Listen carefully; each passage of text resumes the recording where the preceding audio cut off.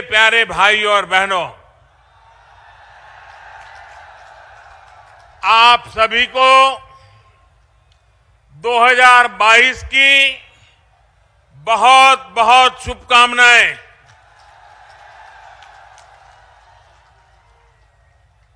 साल की शुरुआत में मेरठ आना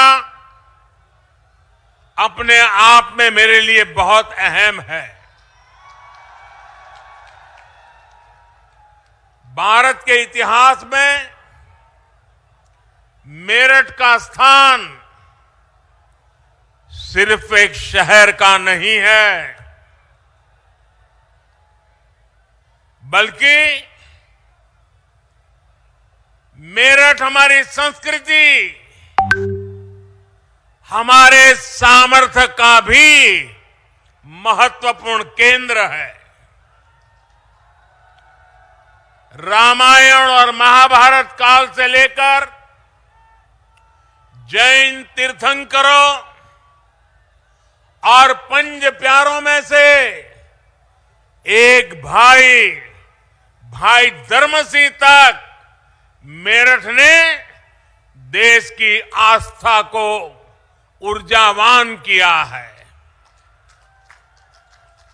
सिंधु घाटी की सभ्यता से लेकर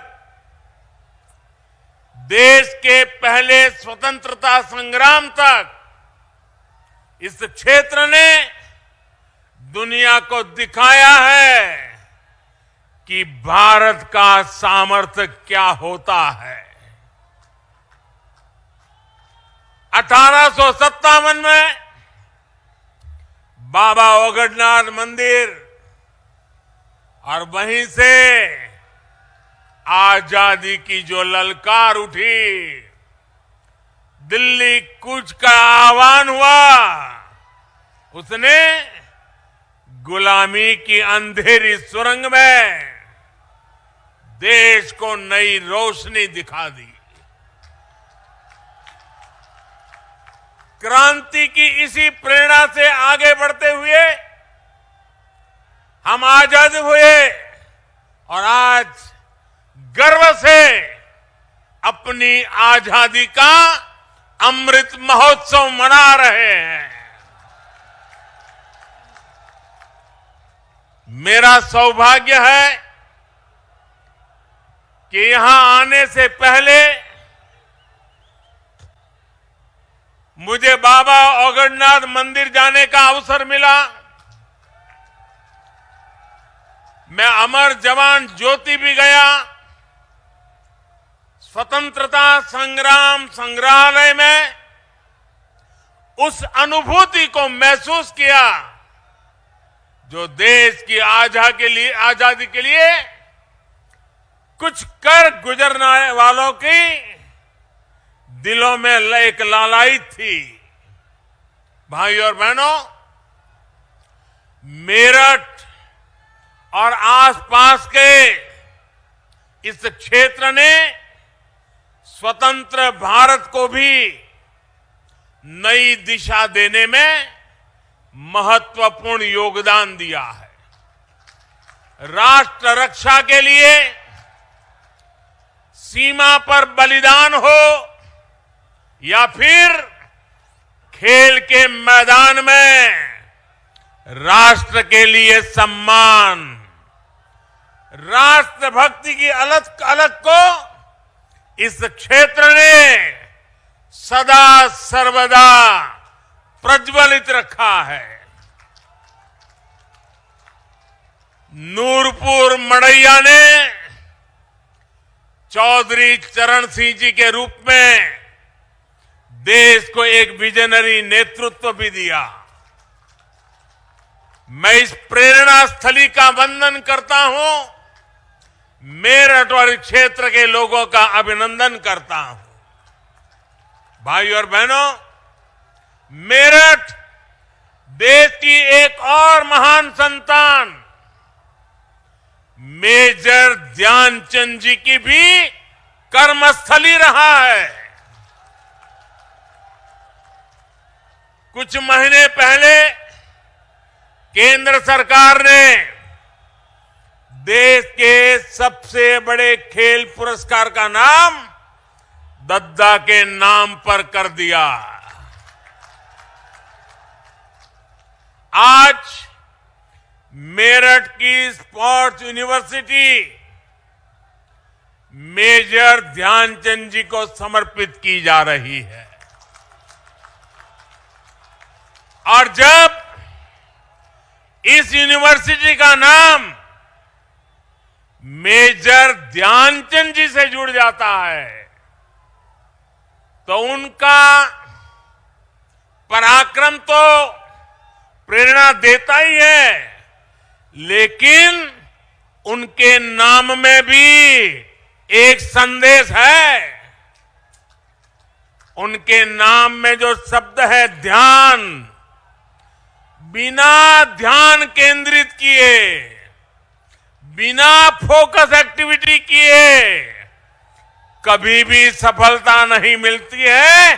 और इसलिए जिस यूनिवर्सिटी का नाम ध्यानचंद से जुड़ा हुआ हो, वहां पूरे ध्यान से काम करने वाले नौजवान देश का नाम रोशन करेंगे, ये मुझे पक्का विश्वास है।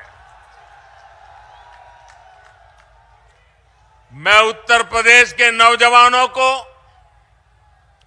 यूपी की पहली स्पोर्ट्स यूनिवर्सिटी के लिए बहुत बहुत बधाई देता हूं।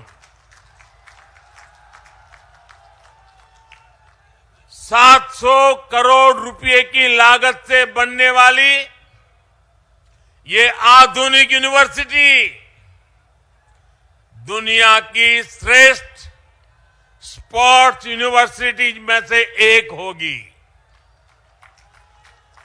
यहां युवाओं को खेलों से जुड़ी अंतर्राष्ट्रीय सुविधाएं भी तो मिलेगी। ये एक करियर के लिए, कैरियर के रूप में स्पोर्ट्स को अपनाने के लिए जरूरी स्किल्स का निर्माण करेगी। यहां से हर साल 1000 से अधिक बेटे बेटियां बेहतरीन खिलाड़ी बनकर निकलेंगे। यानी क्रांतिवीरों की नगरी, खेल वीरों की नगरी के रूप में भी अपनी पहचान को और सशक्त करेगी। साथियों, पहले की सरकारों से यूपी में, जब पहलों की सरकारें थी तब यूपी में अपराधी अपना खेल खेलते थे, माफिया अपना खेल खेलते थे। पहले यहां अवैध कब्जे के टूर्नामेंट होते थे। बेटियों पर फप्तियां कसने वाले खुलेआम घूमते थे। हमारे मेरठ और आसपास के क्षेत्रों के लोग कभी भूल नहीं सकते कि लोगों के घर जला दिए जाते थे।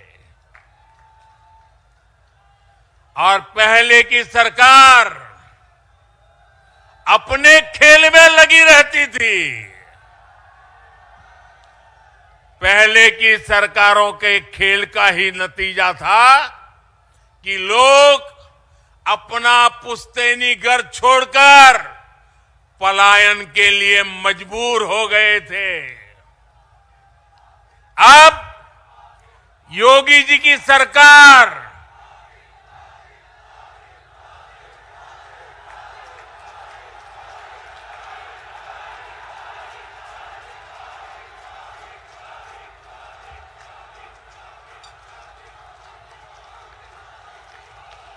पहले क्या क्या खेल खेले जाते थे,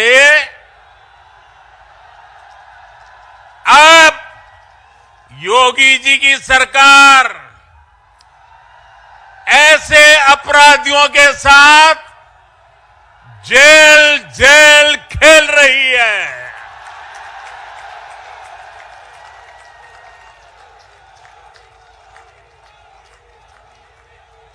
5 साल पहले इसी मेरठ की बेटियां शाम होने के बाद अपने घर से निकलने से डरती थी। आज मेरठ की बेटियां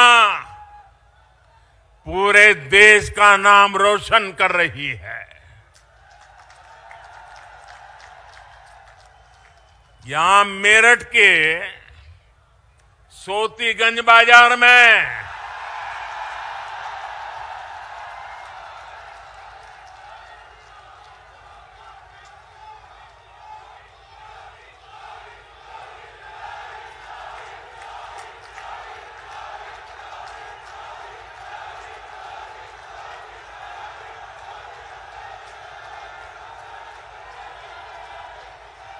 साथियों, ये सोतीगंज बाजार में गाड़ियों के साथ होने वाले खेल का भी अब द एंड हो रहा है।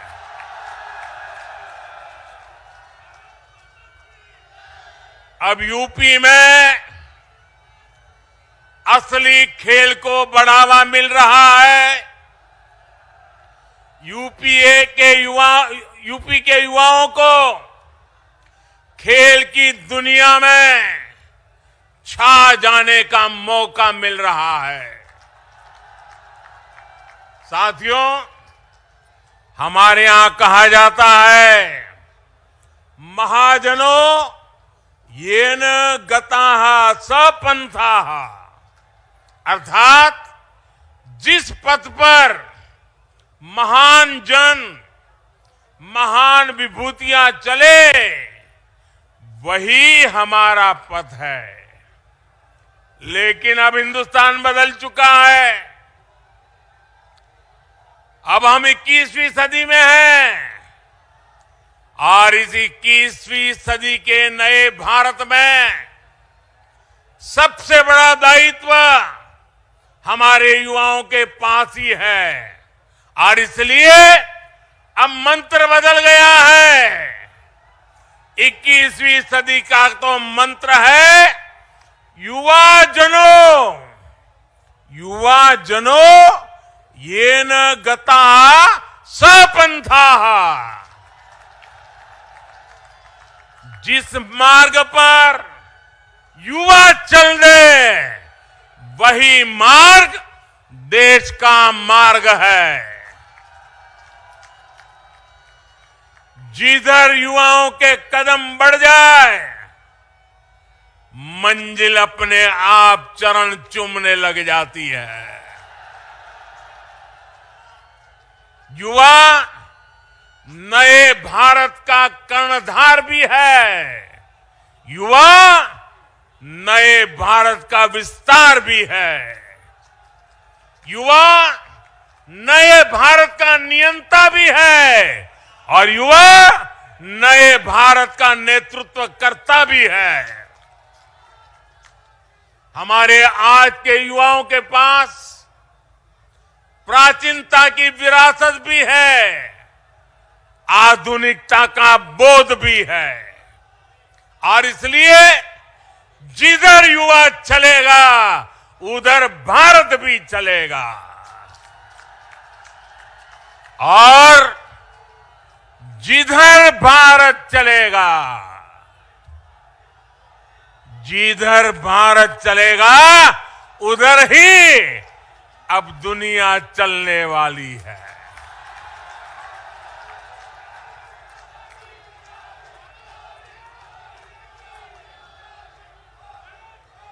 आज हम देखें तो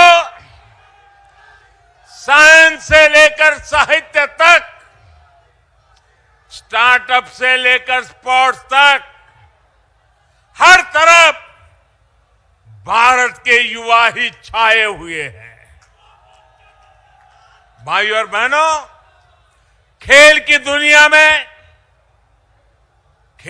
दुनिया में आने वाले हमारे युवा पहले भी सामर्थ्यवान थे।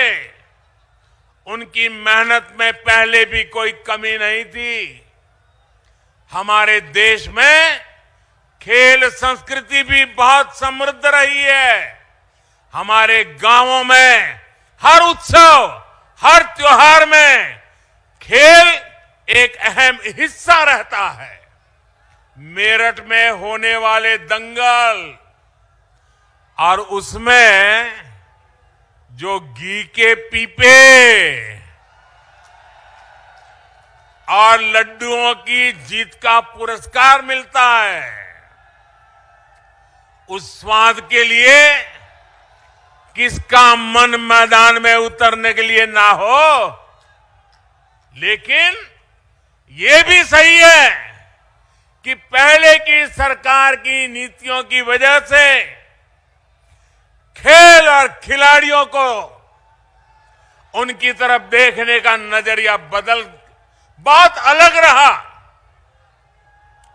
पहले शहरों में जब कोई युवा अपनी एक पहचान, अगर वो अपनी पहचान एक खिलाड़ी के रूप में बताता था,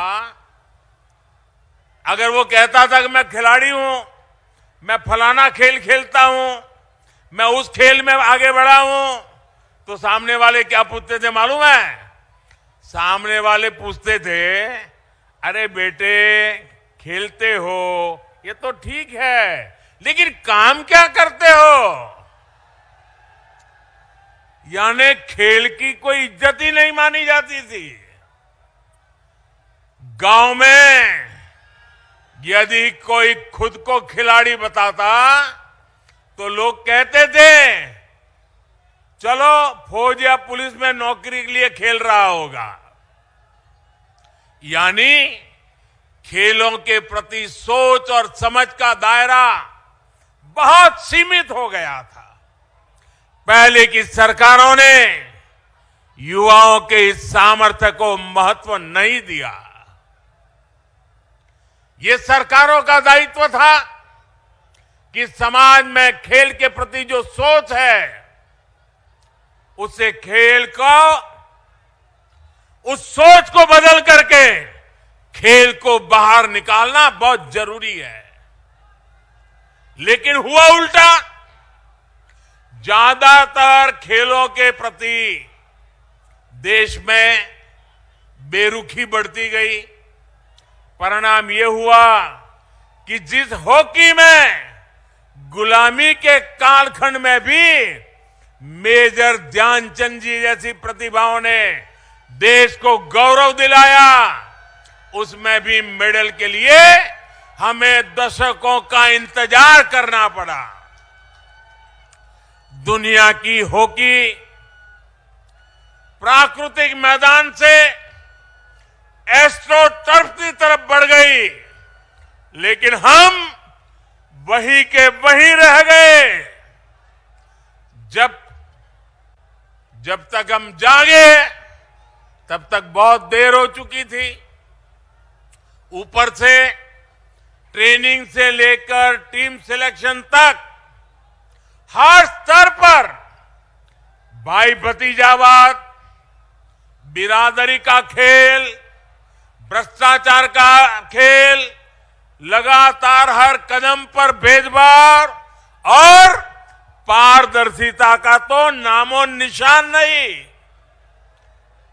साथियों, हॉकी तो एक उदाहरण है। ये हर खेल की कहानी थी।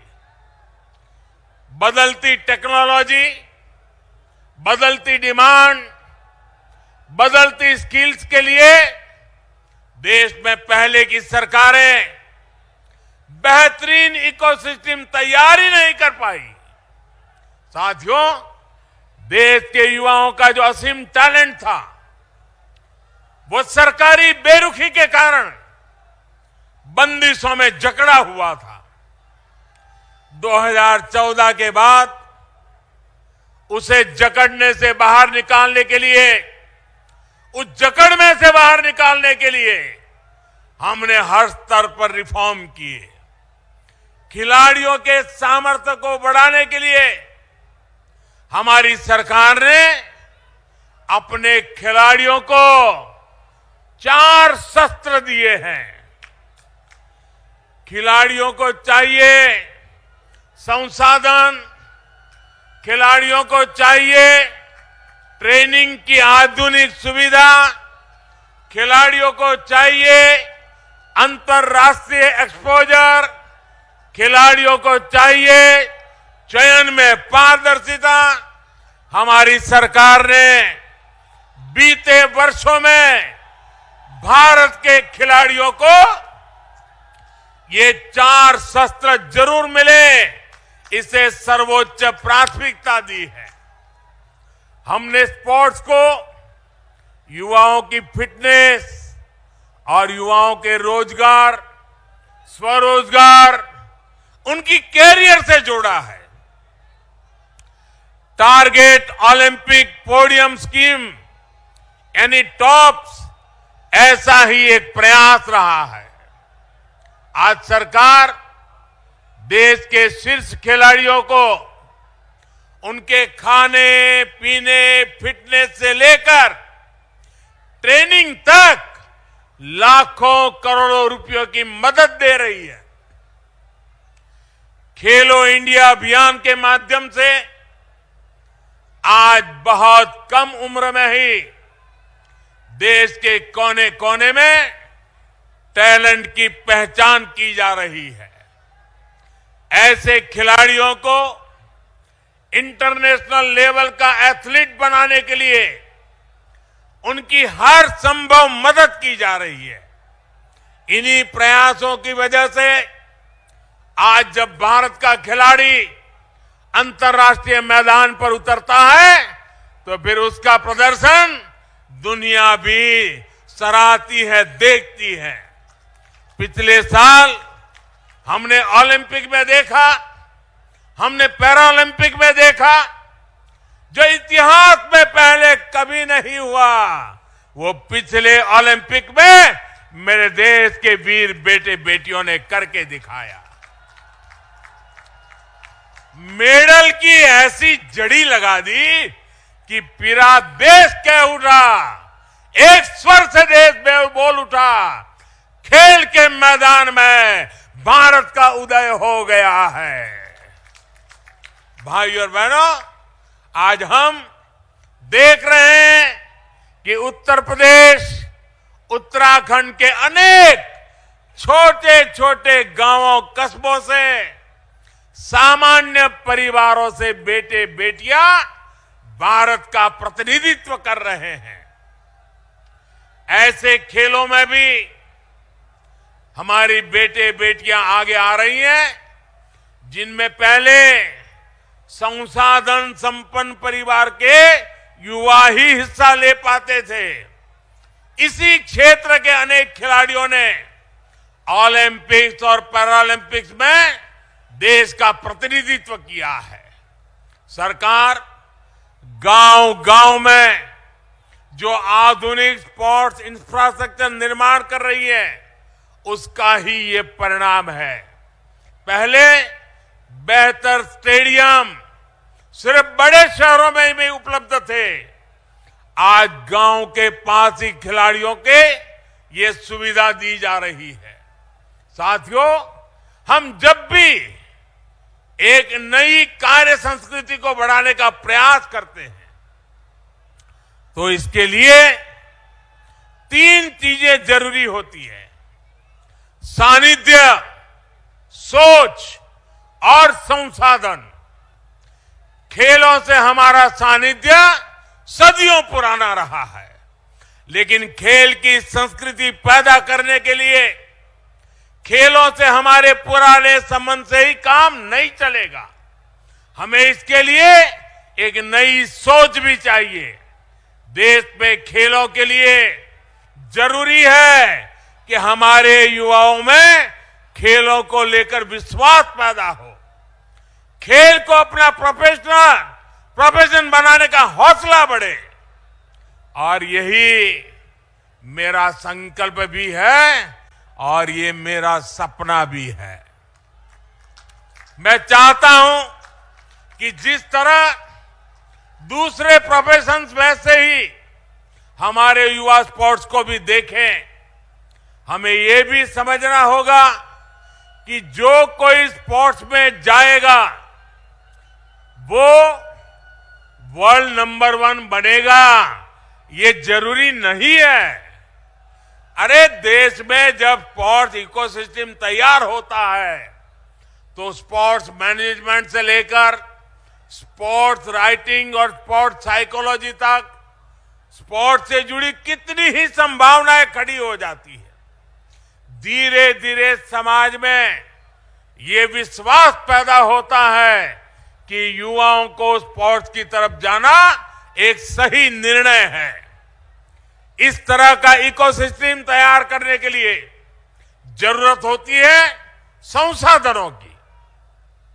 जब हम जरूरी संसाधन, जरूरी इंफ्रास्ट्रक्चर विकसित कर लेते हैं तो खेल की संस्कृति मजबूत होने लगती है। अगर खेलों के लिए जरूरी संसाधन होंगे तो देश में खेलों की संस्कृति भी आकार लेगी, विस्तार लेगी। इसलिए आज इस तरह की स्पोर्ट्स यूनिवर्सिटी इतनी ही जरूरी है। ये स्पोर्ट्स यूनिवर्सिटी खेल की संस्कृति के पुष्पित पल्लवित होने के लिए एक नर्सरी की तरह काम करती है। इसलिए ही आजादी के 7 दशक बाद 2018 में पहली नेशनल स्पोर्ट्स यूनिवर्सिटी हमारी सरकार ने मणिपुर में स्थापित की। बीते 7 सालों में देश भर में स्पोर्ट्स एजुकेशन और स्किल्स से जुड़े अनेकों संस्थानों का उनको आधुनिक बनाया गया है और अब आज major Dhyan Chand sports university sports में हायर एजुकेशन का एक और श्रेष्ठ संस्थान देश को मिला है। साथियों, खेल की दुनिया से जुड़ी एक और बात हमें याद रखनी है और मेरठ के लोग तो इसे अच्छी तरह जानते हैं।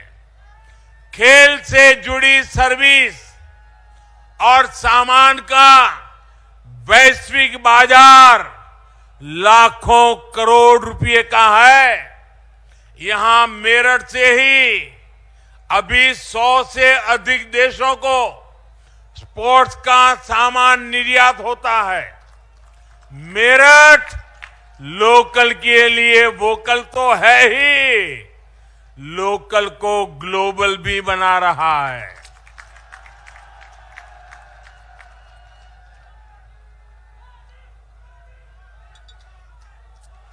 देश भर में ऐसे अनेक स्पोर्ट्स क्लस्टर्स को भी आज विकसित किया जा रहा है। मकसद यही है कि देश स्पोर्ट्स के सामान और उपकरणों की मैन्युफैक्चरिंग में भी आत्मनिर्भर बन सके। अब जो नई नेशनल एजुकेशन पॉलिसी लागू हो रही है उसमें भी खेल को प्राथमिकता दी गई है। स्पोर्ट्स को अब उसी श्रेणी में रखा गया है जैसे साइंस, कॉमर्स, मैथमेटिक्स, ज्योग्राफी या दूसरी पढ़ाई हो। पहले खेल को एक्स्ट्रा एक्टिविटी माना जाता था, लेकिन अब स्पोर्ट्स स्कूल में बाकायदा एक विषय होगा। उसका उतना ही महत्व होगा जितना बाकी विषयों का। साथियों, यूपी के युवाओं में तो इतनी प्रतिभा है, हमारे यूपी के युवान इतने प्रतिभावान है कि आसमान भी छोटा पड़ जाए। इसलिए यूपी में डबल इंजन सरकार कई विश्वविद्यालयों की स्थापना कर रही है। गोरखपुर में महायोगी गुरु गोरखनाथ आयुष यूनिवर्सिटी, प्रयागराज में डॉक्टर राजेंद्र प्रसाद विधि विश्वविद्यालय, लखनऊ में state institute of forensic sciences, Aligarh में राजा महेंद्र प्रताप सिंह राज्य विश्वविद्यालय, सहारनपुर में मां शाकंभरी विश्वविद्यालय और यहां मेरठ में मेजर ध्यानचंद स्पोर्ट्स यूनिवर्सिटी। हमारा देश साफ है। हमारा युवा ना सिर्फ रोल मॉडल बने, वो अपने रोल मॉडल पहचाने भी। साथियों, सरकारों की भूमिका अभिभावक की तरह होती है। योग्यता होने पर बढ़ावा भी दें और गलती होने पर ये कहकर ना टाल दे कि लड़कों से गलती हो जाती है। आज योगी जी की सरकार युवाओं को रिकॉर्ड सरकारी नियुक्तियां कर रही है। आईटीआई से ट्रेनिंग पाने वाले हजारों युवाओं को बड़ी कंपनियों में रोजगार दिलवाया गया है। नेशनल अप्रेंटिसशिप योजना हो या प्रधानमंत्री कौशल विकास योजना, लाखों युवाओं को इसका लाभ दिया गया है। अटल जी की जयंती पर यूपी सरकार ने विद्यार्थियों को टैबलेट और स्मार्टफोन देने का भी अभियान शुरू किया है। साथियों, केंद्र सरकार की एक और योजना के बारे में भी यूपी के नौजवानों को जानना बहुत जरूरी है। ये योजना है स्वामित्व योजना। इस योजना के तहत केंद्र सरकार गांवों में रहने वाले लोगों को उनकी प्रॉपर्टी के मालिकाना हक से उससे जुड़े जो कागज है घरौनी देने का काम हो रहा है। घरौनी मिलने पर गांव के युवाओं को अपना काम धंधा शुरू करने के लिए बैंकों से आसानी से मदद मिल पाएगी। ये घरौनी गरीब, दलित, वंचित, पीड़ित, पिछड़े सभी समाज के हर वर्ग को अपने घर पर अवैध कब्जे की चिंता से भी मुक्ति दिलाएगी।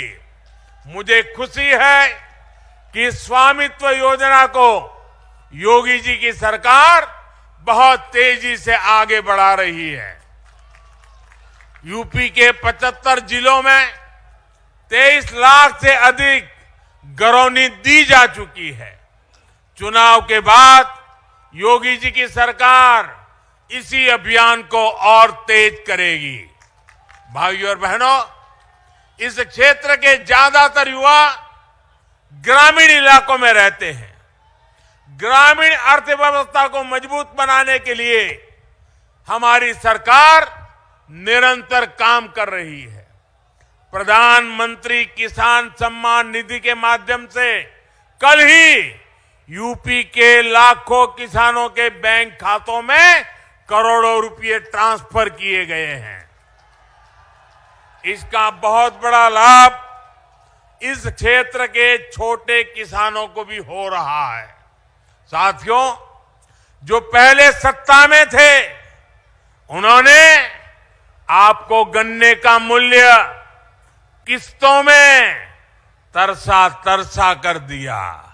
योगी जी की सरकार में जितना गन्ना किसानों को भुगतान किया गया है उतना पिछली दोनों सरकारों के दौरान किसानों को नहीं मिला था।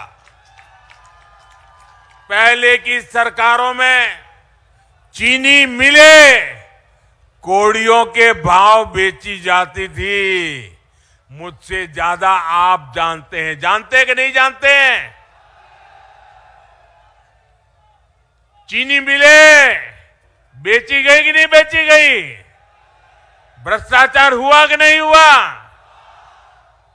योगी जी की सरकार में मिलें बंद नहीं होती, यहां तो मिलों का विस्तार होता है, नई मिलें खोली जाती है।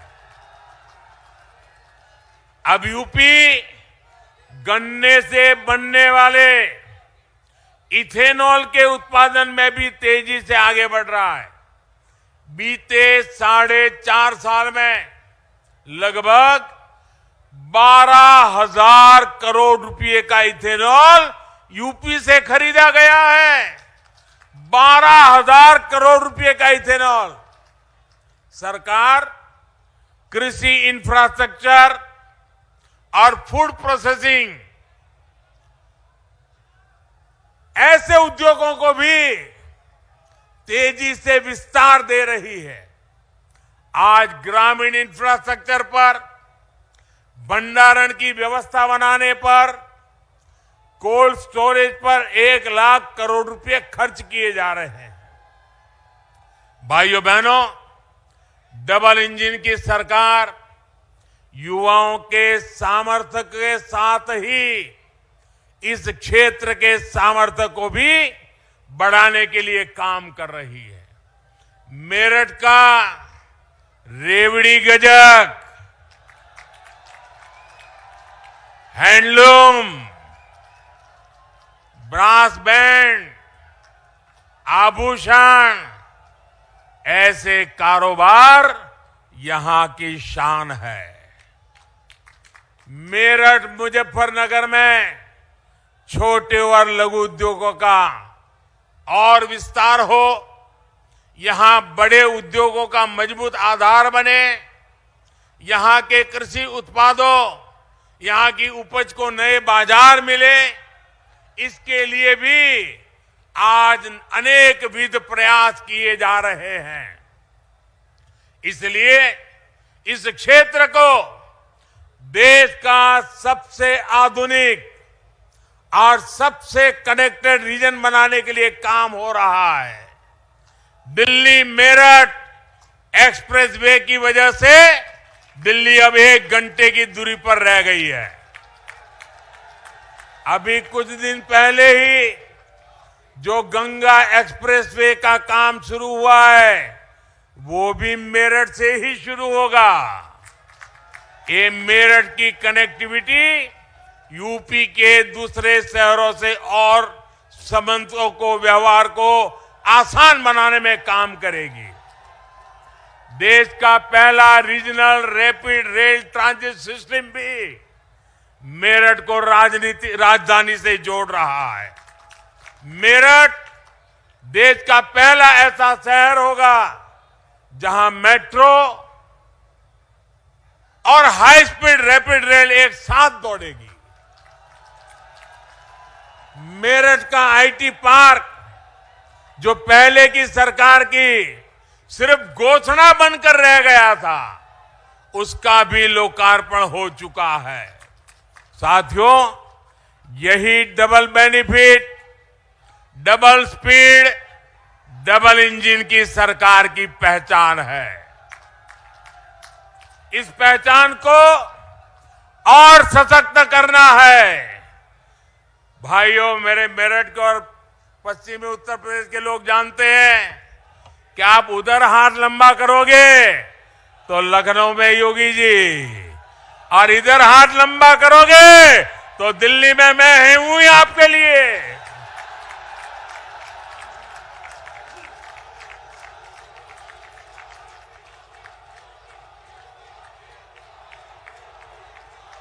विकास की गति को और बढ़ाना है।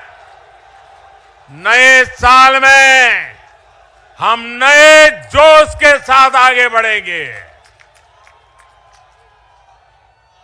मेरे नौजवान साथियों, आज पूरा हिंदुस्तान मेरठ की ताकत दे रहा है, पश्चिमी उत्तर प्रदेश की ताकत देख रहा है, नौजवानों की ताकत देख रहा है।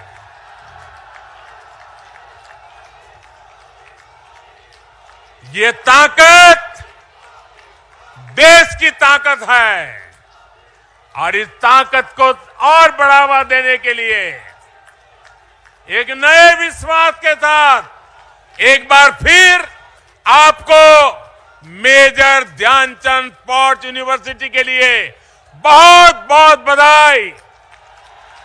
भारत माता की, भारत माता की, भारत माता की। वंदे वंदे वंदे वंदे वंदे वंदे वंदे वंदे वंदे वंदे वंदे वंदे वंदे वंदे